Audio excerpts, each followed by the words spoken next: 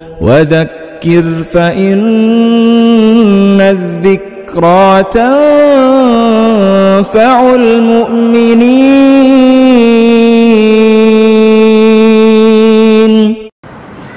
بسم الله الرحمن الرحيم.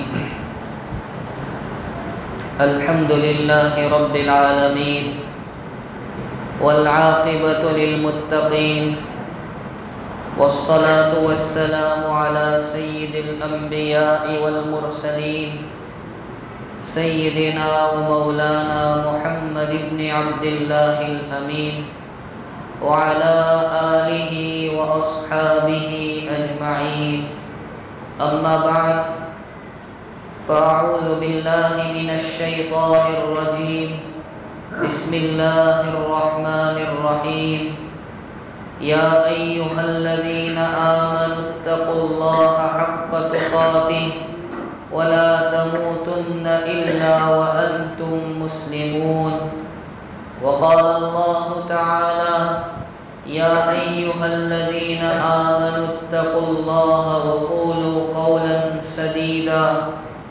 وقال الله تعالى: ولله ما في السماوات وما في الأرض وَلَقَدْ وَصَّيْنَا الَّذِينَ أُوتُوا الْكِتَابَ مِنْ قَبْلِكُمْ وَإِيَّاكُمْ أَنِ اتَّقُوا اللَّهَ. صدق اللہ العظیم. قابل احترام بزرگوں اور دوستوں، قرآن کریم کی یہ 3 آیتیں آپ کے سامنے پڑھی گئی. ان آیتوں میں اہل ایمان کو تقوی اختیار کرنے کی تعلیم دی گئی ہے. سب سے پہلے ہمیں یہ سمجھنا ہے کہ تقوی کہتے کس کو ہے اور اس کی حقیقت کیا ہے. تقوی عربی زبان کا مختصر سا لفظ ہے اور عربی زبان کو یہ خصوصیت حاصل ہے کہ اس کے الفاظ مختصر ہوتے ہیں لیکن معنی اور مفہوم بہت وسیع ہوتا ہے. لفظ تقوی بھی ایسا ہی مختصر سا لفظ ہے لیکن معنی کے اعتبار سے، مطلب کے اعتبار سے، مفہوم کے اعتبار سے اتنا وسیع ہے کہ گویا یہ لفظ پوری شریعت کا نچوڑ اور پوری شریعت کا خلاصہ ہے. عربی زبان میں تقوی کے ایک معنی ڈرنے کے آتے ہیں اور دوسرے معنی بچنے کے آتے ہیں. دونوں معنی اپنی جگہ بالکل درست ہیں. آپ اس کا ترجمہ ڈرنا کرو تو بھی صحیح، بچنا کرو تو بھی صحیح. میرے والد صاحب رحمۃ اللہ علیہ نے دونوں کو ساتھ میں ملا کر ایک پیاری بات بیان فرمائی کہ تقوی یہ ہے کہ بندے کے دل میں اللہ کا ڈر اس قدر پیدا ہو جائے کہ اس کے ڈر کی وجہ سے سارے گناہوں سے بندہ بچ جائے. اس کا نام تقوی ہے. دونوں معنی ایک ہی جملے میں آ گئے کہ بندے کے دل میں اللہ کا ڈر اس قدر ہو کہ اس کے ڈر کی وجہ سے سارے گناہوں سے بچے. امام ابن کثیر رحمۃ اللہ علیہ نے اپنی تفسیر میں یہ بات بیان کی ہے. بالکل شروع ہی میں سورہ بقرہ کی ابتدائی آیات کی تفسیر کرتے ہوئے لکھا ہے کہ امیر المؤمنین حضرت عمر فاروق رضی اللہ تعالیٰ عنہ نے ایک مرتبہ حضرت ابی بن کعب رضی اللہ تعالیٰ عنہ سے پوچھا کہ تقوی کیا ہے. انہوں نے جواب دیا کہ کبھی آپ کا گزر ایسے راستے سے ہوا جس کے دونوں طرف خاردار کانٹے دار جھاڑیاں ہو، درخت ہو، کبھی آپ ایسے راستے سے چلے ہیں؟ امیر المؤمنین حضرت عمر فاروق رضی اللہ تعالیٰ عنہ نے جواب دیا کہ جی ہاں، میں ایسے راستے سے گزرا ہوں. انہوں نے پوچھا کہ آپ نے یہ راستہ کیسے پار کیا؟ جواب دیا، بڑی احتیاط کے ساتھ اپنے آپ کو بچاتے ہوئے، اپنے دامن کو سمیٹتے ہوئے کہ کہیں دائیں طرف کی جھاڑیوں میں میرا دامن الجھ نہ جائے، کہیں بائیں طرف کی جھاڑیوں میں دامن پھنس نہ جائے۔ بہت احتیاط کے ساتھ میں اس راستے سے گزرا ہوں۔ فرمایا امیر المؤمنین، اسی کا نام تقویٰ ہے کہ دنیا سے آخرت کی جانب جانے والا راستہ اتنی احتیاط کے ساتھ پار کیا جائے کہ اپنے دامن کو صغیرہ گناہوں سے بھی بچائے، کبیرہ گناہوں سے بھی بچائے۔ اسی کا نام تقویٰ ہے۔ اور اس کے بعد تفسیر ابن کثیر ہی میں کسی شاعر کے حوالے سے تقوی کے بارے میں بڑی اچھی بات بیان کی گئی۔ عربی زبان کا شاعر کہتا ہے، خل الذنوب صغیرہا وکبیرہا ذات التقیٰ، کہ تو چھوڑ دے صغیرہ گناہ کو بھی، تو چھوڑ دے کبیرہ گناہ کو بھی، یہی تقویٰ ہے۔ وَاصْنَعْ بِمَاشٍ فَوْقَ أَرْضِ الشَّوْكِ يَحْذَرُ مَا يَرَىٰ، تو اس طرح سے ہو جا جیسے وہ آدمی چلتا ہے جو کانٹے دار راستے پر چلنے والا ہوتا ہے۔ لا تحقرن صغیرۃ ان الجبال من الحصى، کسی صغیرہ کو کبھی حقیر مت سمجھنا کہ چلو یہ چھوٹا گناہ ہے، اس کے کرنے میں کیا حرج ہے۔ فرما کسی صغیرہ کو حقیر مت سمجھنا، اس لیے کہ پہاڑ سنگریزوں سے مل کر ہی بنا کرتے ہیں۔ صغیرہ جب کثیر تعداد میں کیے جانے لگے وہ کبیرہ میں تبدیل ہو جاتے ہیں۔ علماء کرام نے تقویٰ کی 3 قسمیں بیان کی ہیں۔ ایک ادنا درجہ ہے، ایک درمیانی درجہ ہے، اور ایک انتہائی اعلیٰ درجہ ہے۔ ادنا درجہ تقوی کا یہ ہے کہ بندہ کفر اور شرک سے بچ جائے، نہ اللہ کے ساتھ اس کی ذات میں، نہ صفات میں، نہ عبادت میں کسی کو شریک کرے، تو یہ تقوی کا انتہائی ادنا درجہ ہے۔ اس کے بعد درمیانی درجہ ہے کہ بندہ صغیرہ اور کبیرہ دونوں طرح کے گناہوں سے بچے، اور تقویٰ کا اعلیٰ درجہ یہ ہے کہ دل میں اللہ کے علاوہ کسی اور کا خیال بھی نہ آئے، اپنے دل کو اللہ کے علاوہ اوروں کے خیال سے بچانا، یہ تقویٰ کا انتہائی اعلیٰ درجہ۔ تقویٰ کی بڑی اہمیت ہے۔ میں چند باتوں سے آپ کے سامنے یہ اہمیت پیش کروں۔ سب سے پہلی بات تو یہ ہے کہ قرآن کریم میں تقویٰ کا حکم متعدد مقامات پر دیا گیا ہے۔ کہیں پر صاف طور پر لفظ تقویٰ آیا ہے، جیسا کہ وَلَٰكِن يَنَالُهُ التَّقْوَىٰ مِنكُمْ 17ویں پارے میں ہے۔ کہیں پر اتقوا کا لفظ ہے، یا ایھا الناس اتقوا ربکم، اتقوا اللہ حق تقاتہ۔ کہیں پر یتقون کا لفظ ہے، کہیں پر تتقون کا لفظ ہے، کہیں پر متقین کا لفظ ہے۔ تو اس طرح قرآن کریم میں مختلف الفاظ کے ساتھ تقویٰ کا ذکر تقریباً 258 مقامات پر ہے۔ اسی سے آپ تقویٰ کی اہمیت کو سمجھ سکتے ہیں کہ تقویٰ کی کتنی اہمیت ہے، کہ باری تعالیٰ ایک مرتبہ نہیں 258 مرتبہ اس کا ذکر اپنے کلام مقدس میں فرما رہے ہیں۔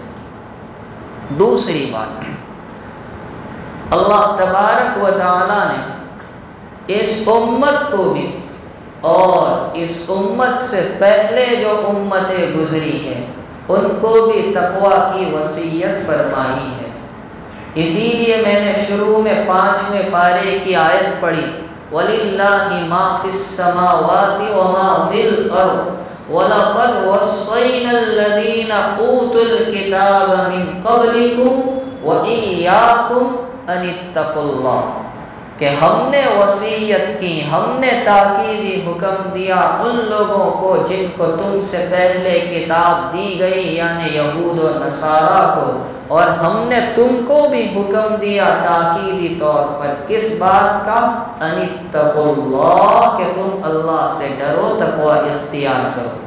تو اس سے بھی ہم تقوی کی اہمیت کو سمجھ سکتے ہیں کہ رب ذوالجلال ہمیں اور ہم سے پہلے والی امت کو تقوی اختیار کرنے کی وصیت فرما رہے ہیں۔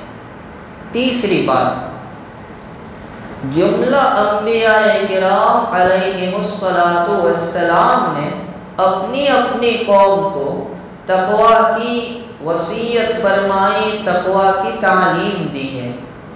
آپ قرآن کریم اٹھا کر دیکھ لیں، سورہ شعراء پڑھیں، اس کے اندر مختلف انبیاء کرام علیہم الصلاۃ والسلام کے تذکرے کیے گئے ہیں، تو وہاں یہ بات آپ کو ملے گی، اذ قال لهم اخوهم نوح الا تتقون، اذ قال لهم اخوهم ہود الا تتقون، اذ قال لهم اخوهم صالح الا تتقون۔ پھر لوط علیہ السلام کا ذکر ہے، اس میں بھی ہے الا تتقون۔ پھر شعیب علیہ السلام کا ذکر ہے، ان میں بھی یہ ذکر ہے الا تتقون، کہ تم بچتے نہیں ہو، تم ڈرتے نہیں ہو، تم تقوی اختیار نہیں کرتے ہو۔ اور خود میرے اور آپ کے آقا جناب رسول اللہ صلی اللہ علیہ وسلم نے تقوی کی تعلیم دی۔ آپ نے مجموعی اعتبار سے پوری امت کو بھی تقوی کی تعلیم دی، اور کوئی صحابی اگر نصیحت کی درخواست کرتا ہے تو اس کو بھی آپ نے تعلیم دی ہے تقوی کی۔ چوتھی بات یہ ہے کہ جناب رسول اللہ صلی اللہ علیہ وسلم کے خطبوں کو اگر دیکھا جائے تو پتہ چلے گا آپ کے تقریباً تمام خطبات میں تقوی کا درس دیا گیا ہے۔ اسی لیے فقہائے کرام نے جمعہ ہو یا عیدین ہو، خطبے کی جو سنتیں بیان کی ہیں، تو سنتوں میں ایک بات یہ بھی بیان کی گئی کہ اس میں تقوی کا ذکر ہونا چاہیے۔ اسی لیے عام طور پر اما بعد کے بعد یہ لفظ ہوتا ہے اتقوا اللہ، لیکن یہ سنت ہے، کوئی فرض اور واجب نہیں۔ بتانا یہ ہے کہ ہم اس سے بھی تقوی کی اہمیت کو سمجھ سکتے ہیں۔ پانچویں بات یہ ہے کہ شریعت اسلامیہ نے ہم پر جتنی عبادتیں رکھی ہیں، تمام عبادتوں کا مقصد کیا ہے؟ نماز ہم پر کیوں رکھی گئی؟ روزے ہم پر کیوں رکھے گئے؟ زکوٰۃ اور راہ خدا میں مال خرچ کرنے کا حکم ہمیں کیوں دیا گیا؟ حج کیوں فرض کیا گیا؟ تو سب کے پیچھے ایک ہی راز ہے کہ بندہ تقوی کے زیور سے آراستہ ہو جائے۔ نماز کو لے لیجئے تو سورۃ البقرہ کی ابتدائی آیات میں فرما ھدی للمتقین، پھر متقین کی 5 صفتیں بیان کی، اس میں فرما وَيُقِيمُونَ الصَّلَاةَ، کہ متقین وہ ہیں جو نماز کو قائم کرتے ہیں، اور فرما وَمِمَّا رَزَقْنَاهُمْ يُنْفِقُونَ، ہم نے جو دیا ہے اس میں سے خرچ کرتے ہیں، چاہے زکوٰۃ کے طور پر ہو، چاہے دیگر صدقہ نافلہ کے طور پر ہو۔ تو لیجئے زکوٰۃ کا مقصد بھی، نماز کا مقصد بھی ثابت ہو گیا کہ ہمارے اندر تقوی پیدا ہو۔ روزے کو لے لیجئے، روزے کیوں فرض کیے گئے؟ میرے والد صاحب رحمۃ اللہ علیہ فرماتے تھے، شاید آپ یہ سوچیں گے کہ اللہ تعالیٰ نے روزے اس لیے فرض کیے کہ بندہ 1 مہینے تک کھانا پینا چھوڑ دے تو اللہ کا راشن بچ جائے، تو فرمایا کہ اس سے زیادہ بندہ سحری اور افطاری میں وصول کر لیتا ہے۔ تو کیوں فرض کیے؟ کتب علیکم الصیام کما کتب علی الذین من قبلکم لعلکم تتقون۔ حج کیوں رکھا گیا؟ الحج اشہر معلومات، پھر آگے چل کر فرما وتزودوا فإن خیر الزاد التقوی، کہ تم توشہ اختیار کرو، بہترین توشہ تو تقوی کا ہے۔ قربانی کیوں رکھی گئی؟ لَن يَنَالَ اللَّهَ لُحُومُهَا وَلَا دِمَاؤُهَا وَلَٰكِن يَنَالُهُ التَّقْوَىٰ مِنكُمْ۔ اللہ تعالیٰ کو تمہاری قربانی کے جانور کا نہ خون پہنچتا ہے نہ گوشت، تو کیا چیز پہنچتی ہے؟ تمہارے دلوں کا تقویٰ پہنچتا ہے۔ تو یہ تقویٰ کی پانچویں خصوصیت کہ جملہ عبادتیں ہم پر اس لیے رکھی گئی کہ ہم تقویٰ کے زیور سے آراستہ ہو جائیں۔ چھٹی بات یہ ہے کہ تقوی کا ذکر قرآن کریم میں جس طرح سب سے زیادہ مقامات پر اور سرکار دو عالم صلی اللہ علیہ وسلم نے اس کی اہمیت بتائی، تو اس کی ایک خصوصیت یہ ہے کہ اللہ کے مقبولیت کا مدار بھی اسی پر ہے۔ اسی لیے حدیث پاک میں کیا فرمایا؟ ان اللہ لا ينظر الى صورکم ولا الى اعمالکم، رب العالمین تمہاری شکلوں اور صورتوں کو نہیں دیکھتے، نہ تمہارے مال و دولت کو دیکھتے، تو مدار کس چیز پر ہے؟ فرمایا وَلَٰكِنَّ اللَّهَ يَنظُرُ إِلَىٰ قُلُوبِكُمْ وَأَعْمَالِكُمْ، لیکن وہ تو تمہارے دلوں کو اور تمہارے اعمال کو دیکھتے ہیں۔ چنانچہ ایک حدیث میں سرکار دو عالم صلی اللہ علیہ وسلم اپنی امت سے فرماتے ہیں یقیناً تمہارا رب ایک ہے، تمہارے باپ ایک ہے، تمہارا نبی ایک ہے، کسی عربی کو اجمی پر، کسی اجمی کو عربی پر، کسی گورے کو کالے پر، کسی کالے کو گورے پر فضیلت نہیں، اگر فضیلت ہے تو وہ تقویٰ کے اعتبار سے۔ اور آٹھویں بات، تقویٰ کے ایک نہیں بے شمار فائدے، ڈھیر سارے فائدے۔ خود قرآن کریم نے فرمایا وَمَن يَتَّقِ اللَّهَ يَجْعَل لَّهُ مَخْرَجًا، کہ جو تقوی اختیار کرے گا اللہ تعالیٰ اس کو نجات کا راستہ نکال دیں گے۔ دوسرا فائدہ وَيَرْزُقْهُ مِنْ حَيْثُ لَا يَحْتَسِبُ، ایسی جگہ سے روزی دیں گے جہاں سے اس کو گمان بھی نہیں ہوگا۔ تیسرا فائدہ وَمَن يَتَّقِ اللَّهَ يَجْعَل لَّهُ مِنْ أَمْرِهِ يُسْرًا، اللہ اس کے کاموں میں آسانی فرمائیں گے۔ چوتھا اور پانچواں فائدہ وَمَن يَتَّقِ اللَّهَ يُكَفِّرْ عَنْهُ سَيِّئَاتِهِ، اس کی سیئات کو مٹائیں گے۔ اور پانچواں فائدہ وَيُعْظِمْ لَهُ أَجْرًا، اس کو اجر عظیم عطا کریں گے۔ چھٹا فائدہ ان تتقوا اللہ یجعل لکم فرقانا، اگر تم تقوی اختیار کرو گے تو اللہ تعالیٰ تمہیں فرقان یعنی حق اور باطل میں فرق کرنے کی صلاحیت سے نوازیں گے۔ ساتواں فائدہ وَيَغْفِرْ لَكُمْ، تمہارے گناہوں کو بخش دیں گے۔ آٹھواں فائدہ ان اولیاءہ الا المتقون، کہ اللہ کے دوست تو متقین ہوتے، اللہ اس کو اپنا دوست بنا لیتے۔ نواں فائدہ وَإِن تَصْبِرُوا وَتَتَّقُوا لَا يَضُرُّكُمْ كَيْدُهُمْ شَيْئًا، اگر تم صبر اور تقوی اختیار کرو گے تو دشمنوں کی چالیں تمہیں نقصان نہیں پہنچا سکتی۔ دسواں فائدہ قرآن پاک میں متعدد مقامات پر واللہ یحب المتقین، ان اللہ یحب المتقین، کہ اللہ اس کو اپنا محبوب بنا لیتے ہیں۔ کئی پر فرمایا والعاقبۃ للمتقین، کہ بہترین انجام تو اہل تقوی کے لیے ہے۔ تو اس طرح قرآن کریم میں تقوی کے سلسلے میں بہت سے فائدے بیان کیے گئے۔ اب میں آپ کو ایک کام کی بات بتاؤں جو فقیہ ابو اللیث سمرقندی رحمۃ اللہ علیہ نے اپنی کتاب تنبیہ الغافلین میں بیان کی ہے۔ فرمایا کہ تقوی کی مختلف صورتیں ہیں، ایک تقوی زبان کا ہے، ایک تقوی آنکھ کا ہے، ایک تقوی پیٹ کا ہے، ایک دل کا ہے، ایک ہاتھ کا ہے، ایک پیر کا ہے اور ایک عبادت کا ہے۔ یہ 7 قسمیں بیان کی ہیں۔ سب سے پہلے نمبر پر لیجئے زبان کا تقوی۔ تو آپ جانتے زبان کا تقوی یہ ہے کہ زبان کو فحش کلام سے بچانا، جو چیزیں اللہ نے اس کے رسول نے منع کی ہے اپنی زبان کی ان چیزوں سے حفاظت کرنا، یہ زبان کا تقویٰ ہے۔ امام غزالی رحمۃ اللہ علیہ نے بہت پیاری بات بیان کی، فرمایا انسان جو کلام کرتا ہے 4 طرح کا ہے۔ نمبر 1 جس میں پورا فائدہ ہو، نمبر 2 جس میں پورا نقصان ہو، نمبر 3 جس میں کچھ فائدہ ہو کچھ نقصان ہو، اور نمبر 4 جس میں نہ فائدہ ہو نہ نقصان ہو۔ اب امام غزالی رحمۃ اللہ علیہ ہمیں درس دے رہے ہیں کہ سب سے پہلے لیجئے ایسا کلام جس میں نقصان ہی نقصان ہے، تو ایسا کلام کرنا ہی کیوں جس میں نقصان ہو، چوکڑی لگا دو اس کو، 25% کلام کم ہو گیا۔ نمبر 2 ایسا کلام جس میں فائدہ بھی ہو نقصان بھی ہو، تو یہ دیکھو فائدہ کم نقصان زیادہ یا نقصان کم فائدہ زیادہ۔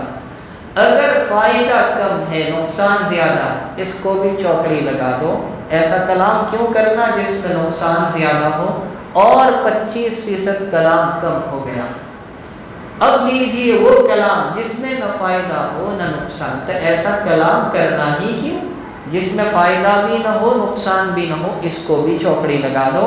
75% کلام کم ہو گیا۔ معلوم ہوا کہ ہمارا 75% کلام فضول اور لغو ہے، صرف 25% کلام فائدے کا ہے جس میں فائدہ ہو۔ تو پہلی قسم ہے زبان کا تقویٰ، کہ زبان کا تقویٰ یہ ہے کہ بندہ اپنی زبان کو پاک رکھے اور اس کا صحیح استعمال کرے۔ جسم کے اعتبار سے تو یہ مختصر سی چیز ہے، لیکن اس کے جرائم بڑے بڑے، غیبت اس سے ہوتی ہے، چغلی اس سے کی جاتی ہے، کسی کو طعنہ اسی سے دیا جاتا ہے، گالی اسی سے دی جاتی ہے، یہاں تک کہ طلاق بھی اسی کے ذریعے واقع ہوتی ہے۔ تو ایک نہیں کئی گناہ ہیں، اور بڑی لمبی فہرست امام غزالی رحمۃ اللہ علیہ نے احیاء العلوم میں بیان کی ہے۔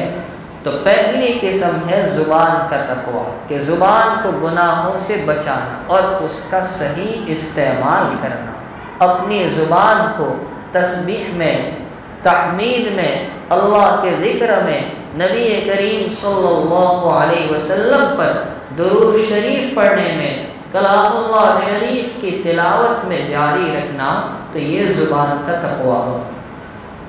دوسری قسم ہے، دوسری صورت ہے آنکھوں کا تقویٰ، جس کو آپ نظر کا تقویٰ بھی کہہ سکتے ہیں، یعنی اپنی نگاہوں کی حفاظت کرنا۔ اس زمانے میں یہ اتنا بڑا جرم ہے کہ بچے اور بوڑھے بھی اس میں مبتلا ہیں۔ حضرت شیخ مولانا محمد زکریا صاحب رحمۃ اللہ علیہ نے آپ بیتی میں لکھا ہے، کتنے ذکر کرنے والے ایسے ہیں کہ ذکر کی وجہ سے ان کے دل میں نور پیدا ہوا، لیکن جہاں آنکھوں کے جرم میں مبتلا ہوئے اس نور سے محروم کر دیے گئے۔ اور حضرت مولانا خلیل احمد سہارنپوری رحمۃ اللہ علیہ وہ فرماتے ہیں کہ بد نظری یہ قوت حافظہ کے لیے زہر قاتل ہے۔ آج شکایتیں کرتے ہیں کہ ہمیں یاد نہیں رہتا یا ہمارے بچوں کی یادداشت کمزور ہے، تو کیوں ایسا؟ اس لیے کہ ماں باپ بھی اور بچے بھی آنکھوں کے گناہ میں مبتلا ہو چکے ہیں۔ حضرت مجدد الفسانی رحمۃ اللہ علیہ نے اپنے مکتوبات میں لکھا ہے، جس کی نظر محفوظ نہیں اس کی شرمگاہ محفوظ نہیں، جس کی شرمگاہ محفوظ نہیں اس کا دل محفوظ نہیں، اور جس کا دل محفوظ نہیں اس کا ایمان محفوظ نہیں۔ تو آنکھوں کا تقویٰ ہے اپنے آنکھوں کو ناجائز چیزوں سے بچانا۔ حدیث پاک میں سرور دو عالم صلی اللہ علیہ وسلم ارشاد فرماتے ہیں، 3 آنکھیں ایسی ہیں جو قیامت میں جہنم میں جانا تو بہت دور رہا، جہنم کی آگ کو بھی نہیں دیکھیں گے۔ کتنے خوش نصیب ہوں گے وہ بندے۔ ایک وہ آگ جو جاگ کر مسلمان ملکوں کی سرحدوں کی حفاظت میں لگی، ایک وہ آگ جو اللہ کے خوف سے آنسو بہاتی ہو، اور ایک وہ آگ جو اجنبی عورتوں پر پڑنے سے محفوظ رہی ہو۔ یہ تین آنکھیں ایسی ہیں جو جہنم کی آگ کو بھی نہیں دیکھ پائے گی۔ اس سے معلوم ہوا کہ اللہ کے خوف سے رونا اور آنسو بہانا یہ بھی آنکھوں کا تقویٰ ہے۔ تیسری قسم ہے پیٹ کا تقویٰ۔ پیٹ کا تقویٰ ہے اپنے پیٹ میں حلال پہنچانے کی فکر کرنا، حرام سے اور مشکوک اور مشتبہ چیزوں سے بچانا، تو یہ پیٹ کا تقویٰ ہے۔ اسی لیے جناب رسول اللہ صلی اللہ علیہ وسلم نے فرمایا کہ بہت سے پراگندہ حال بال سفر کی حالت میں یعنی ظاہری حالتیں ایسی ہیں کہ دعا قبول ہو جائے، پھر بھی وہ ہاتھ اٹھا کر دعا کرتے، ان کی دعا قبول نہیں ہوتی۔ کیوں؟ مطعمہ حرام، ملبسہ حرام، مشربہ حرام، وغذی بالحرام فأنا یستجاب لہ، کہ ان کی خوراک حرام ہے، ان کا پینا حرام ہے، ان کا کھانا حرام ہے، حرام غذا ان کو دی گئی، کہاں سے ان کی دعا قبول ہو۔ چوتھی قسم ہے دل کا تقویٰ۔ دل کا تقویٰ یہ ہے کہ اپنے دل کو وساوس سے پاک رکھنا، اپنے دل کو کفر سے پاک رکھنا، اپنے دل کو شرک سے پاک رکھنا، اپنے دل کو گندے خیالات سے پاک رکھنا، گندے تصورات سے پاک رکھنا، اور اپنے دل کو صاف ستھرا بنانے کی کوشش کرنا، یہ دل کا تقویٰ ہے۔ پانچواں تقویٰ ہے ہاتھوں کا تقویٰ۔ ہاتھ کا تقویٰ یہ ہے کہ ہر ناجائز چیز کے پکڑنے اور چھونے سے اپنے ہاتھ کی حفاظت کرنا۔ اسی طرح علماء نے یہ بھی بیان کیا ہے کہ ہاتھ کا لفظ طاقت کے معنی میں استعمال ہوتا ہے، کہ ہاتھ کا لفظ بولا جاتا ہے تو اس سے مراد طاقت اور قوت۔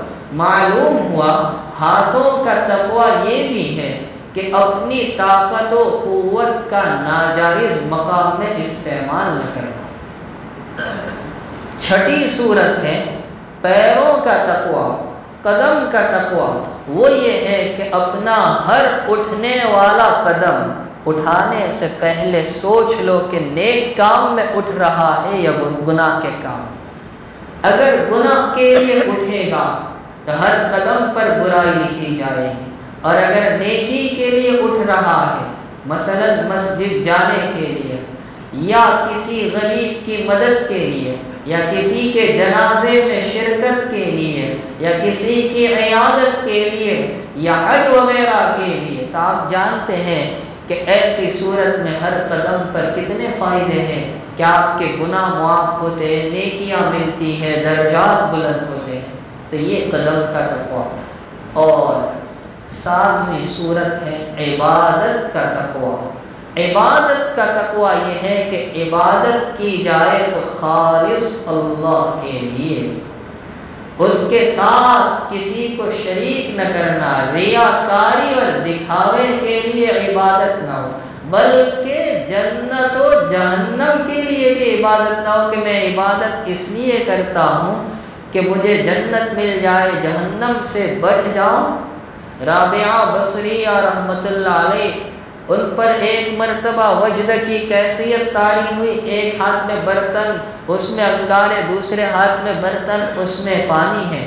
کسی نے پوچھا کیا بات ہے، خیر تو ہے؟ کہا اس آگ سے جنت کو جلا دوں گی اور پانی سے جہنم کی آگ کو بجھا دوں گی، نہ جنت رہے نہ جہنم رہے، خدا کی عبادت خدا کے لیے رہے۔ اب بتائیے، ہم جو نمازیں پڑھتے ہیں اللہ کے لیے پڑھتے ہیں، روزے رکھے اللہ کے لیے رکھے، زکاتیں دی اللہ کے لیے دی، ہماری نیت میں اخلاص تھا یا نہیں؟ تو عبادات کا تقویٰ یہ ہے کہ عبادات صرف اور صرف اللہ کے لیے کی جائے، اس میں اخلاص پیدا کیا جائے۔ امام بخاری رحمۃ اللہ علیہ یہی درس دینا چاہتے ہیں۔ پہلی حدیث لائے انما الاعمال بالنیات، کہ عمل کا دار و مدار نیت پر ہے۔ پھر ان کی گاڑی چلتی رہی، 7,500 حدیثیں تقریباً ذکر کی، اور آخری حدیث لائے وزن اعمال کی، اعمال تو لے جائیں گے، کلمتان حبیبتان للرحمن خفیفتان علی اللسان ثقیلتان فی المیزان، کہ 2 کلمے رحمان کو پسندیدہ، زبان پر ہلکے پھلکے، ثقیلتان فی المیزان، اور عمل کے ترازو میں وزنی ہے۔ اب پہلی حدیث نیت کی، آخری حدیث اعمال کی، درس یہ دینا چاہتے ہیں نیت درست کر لو، وزن خود بخود بڑھ جائے گا۔ تو یہ ہے عبادات کا تقویٰ کہ صرف اللہ کے لیے عبادت ہو۔ بلکہ حضرت جبرائیل علیہ السلام جب حضور علیہ السلام کی زندگی کے آخری دور میں حجۃ الوداع سے بھی آنے کے بعد، جب کہ آقا کی زندگی کے چند روز باقی رہ گئے، حضور علیہ السلام کی خدمت میں آئے، بہت سفید کپڑے پہنے تھے، بال بہت کالے، اور آ کر بیٹھ گئے نبی علیہ السلام کے پاس۔ مسلم شریف کی پہلی روایت کتاب الایمان کی، اس کو حدیث جبرائیل کے نام سے یاد کیا جاتا ہے۔ اور ایک مطلب یہ ہے کہ اپنی رانوں پر، اور دوسرا مطلب ہے حضور علیہ السلام کی رانوں پر ہاتھ رکھ دیے، اور 5 سوالات کیے تھے۔ یہ 5 سوال سمجھو حضور علیہ السلام کی 23 سالہ تعلیمات کا نچوڑ ہے۔ میں نہیں بتلاتا وہ 5 سوال کیا ہے۔ اس میں تیسرا سوال یہ تھا مل احسان، کہ پیارے آقا بتائیے احسان کیا ہے؟ احسان کے معنی کسی چیز میں حسن پیدا کرنا۔ تو اللہ کے نبی علیہ السلام نے کیا جواب دیا؟ فرما ان تعبد اللہ کأنک تراہ فإن لم تکن تراہ فإنہ یراک، کہ تو اللہ کی عبادت ایسی کر گویا تم اللہ کو دیکھ رہے، اور اگر یہ کیفیت نہیں تو اتنا سوچ لو کہ اللہ ہمیں دیکھ رہا ہے۔ یہ ہے عبادات کا تقویٰ۔ تو یہ 7 قسمیں تقویٰ کی بیان کی فقی ابو اللیث نے۔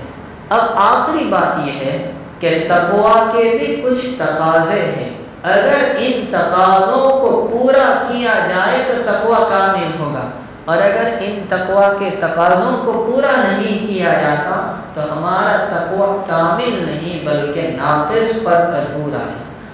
میں 2 باتیں بتاؤں گا۔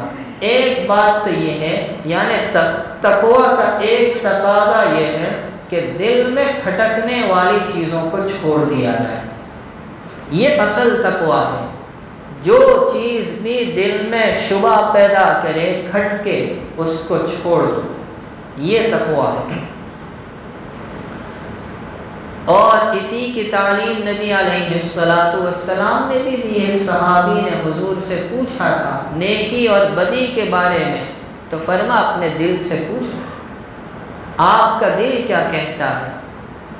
تو اس کا مطلب ہے کہ اصل تقویٰ یہ ہے کہ بندہ جیسے اپنے آپ کو حرام سے بچاتا ہے، کمال تقویٰ یہ کہ مشکوک سے بھی بچائے، مشتبہ چیزوں سے بھی بچائے۔ امام ابو داؤد رحمۃ اللہ علیہ نے 5 لاکھ حدیثوں کو یاد کر کے 4 حدیثیں ایسی بتائی ہیں جن پر دین دنیا کی بنیاد ہے۔ اس میں ایک حدیث یہ بھی ہے الحلال بین والحرام بین، حلال بھی کھلا ہے، حرام بھی کھلا ہے، دونوں کے بیچ میں کچھ چیزیں مشکوک ہے۔ فَمَنِ اتَّقَى الشُّبُهَاتِ اسْتَبْرَأَ لِدِينِهِ وَعِرْضِهِ، جس نے اپنے آپ کو مشتبہ اور مشکوک سے بچایا، اس نے اپنی دین کو بھی محفوظ کیا، اپنی عزت کو بھی محفوظ کیا۔ اور دوسرا تقاضا یہ ہے کہ بندہ تنہائی میں بھی تقویٰ اختیار کرے، مجمع میں بھی تقویٰ اختیار کرے۔ یہ نہیں کہ تقویٰ جو ہے وہ چند لوگوں کے سامنے اظہار کیا، اصل امتحان تنہائی میں ہوتا ہے۔ حضرت معاذ بن جبل رضی اللہ تعالیٰ عنہ اور ابو ذر غفاری رضی اللہ تعالیٰ عنہ سے مروی اللہ کے نبی علیہ السلام نے ان کو نصیحت کی تھی، فرما اتق اللہ حیثما کنت، اللہ سے ڈرو جہاں کہیں تم رہو۔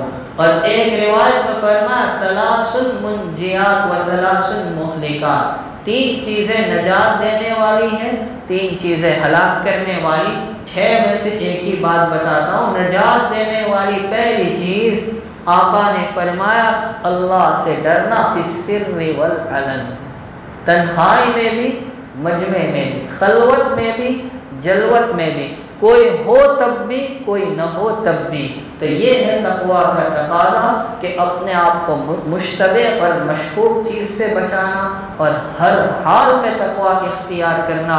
اللہ رب العزت ہم تمام کو دولت تقویٰ سے مالا مال فرمائے اور اس کے فوائد سے بھی مالا مال فرمائے، اس کے تقاضوں پر ہم سب کو پورا اترنے کی توفیق و سعادت عطا کرے۔ آمین و آخر دعوانا الحمد للہ رب العالمین۔